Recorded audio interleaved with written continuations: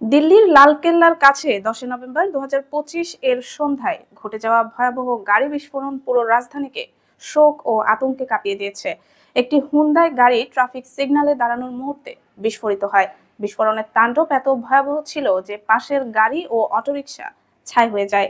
এতে কমপক্ষে 9 জন নিহত এবং 20-এর বেশি আহত হয়েছেন। ঘটনার সঙ্গে জড়িত গাড়িটি হরিয়ানার রেজিস্ট্রেশনের ছিল। গাড়ির মালিক দাবি করেছেন তিনি গাড়িটি বিক্রি করে দিয়েছেন।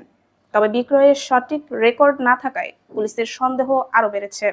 প্রাথমিক তদন্তে দেখা গেছে বিস্ফোরণের সঙ্গে বিপজ্জনক বিস্ফোরক উপকরণ, অ্যামোনিয়াম নাইট্রেট ও অন্যান্য যন্ত্রপাতি ব্যবহার করা হয়েছে। নিরাপত্তা বিশ্লেষকরা মনে করছেন এটি কোনো দুর্ঘটনা নয়, বরং পরিকল্পিত হামলা। ওয়াকিবহাল মহলের একাংশের ধারণা এই হামলার নেপথ্যে রয়েছে পাকিস্তানের সহায়তায় কার্যরত জঙ্গি সংগঠনগুলো। জম্মু কাশ্মীর থেকে প্রাপ্ত তথ্য অনুযায়ী লস্কর-ই-তৈয়বা ও জৈশ-ই-মোহাম্মদ সংক্রান্ত একাধিক দল সীমান্তবর্তী এলাকায় প্রশিক্ষণ ও সরবরাহ কার্যক্রম চালাচ্ছে।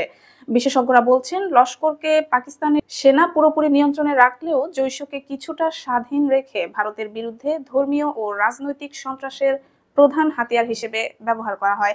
রাজনৈতিক মহলের একটি অংশ মনে করছে এই বিস্ফোরণ শুধু দুর্ঘটনা নয়, এটি নির্বাচনী সময়ে রাজনৈতিক সংকেত বহন করছে। বিহারের দ্বিতীয় দফা ভোটের ঠিক আগের দিন এই হামলা ঘটায় অনেকেই এটিকে উদ্দেশ্যমূলক জঙ্গি আক্রমণ হিসেবে দেখছেন। কোনো সংগঠনও দায় স্বীকার করেনি। ঘটনার পর রাজধানীতে নিরাপত্তা ব্যবস্থা কড়াকড়ি করা হয়েছে। রেড অ্যালার্ট জারি করা হলেও বড় ধরনের বিস্ফোরণ ঘটার বিষয়টি নিরাপত্তা সংস্থার জন্য বড় ধরনের প্রশ্ন হয়ে দাঁড়িয়েছে। গোয়েন্দারা গাড়ির মালিক, ব্যবহারকারী, চেইন, বিস্ফোরক ধরন এবং হামলার পথ খতিয়ে দেখছেন। সব তথ্য বিশ্লেষণ শেষে সিদ্ধান্ত নেওয়া হবে। তবে বর্তমান পরিস্থিতি স্পষ্ট করে যে নেপথ্যে জৈশ, লস্কর এবং পাকিস্তানের সংশ্লিষ্টতার সম্ভাবনা উড়িয়ে দেওয়া যায় না।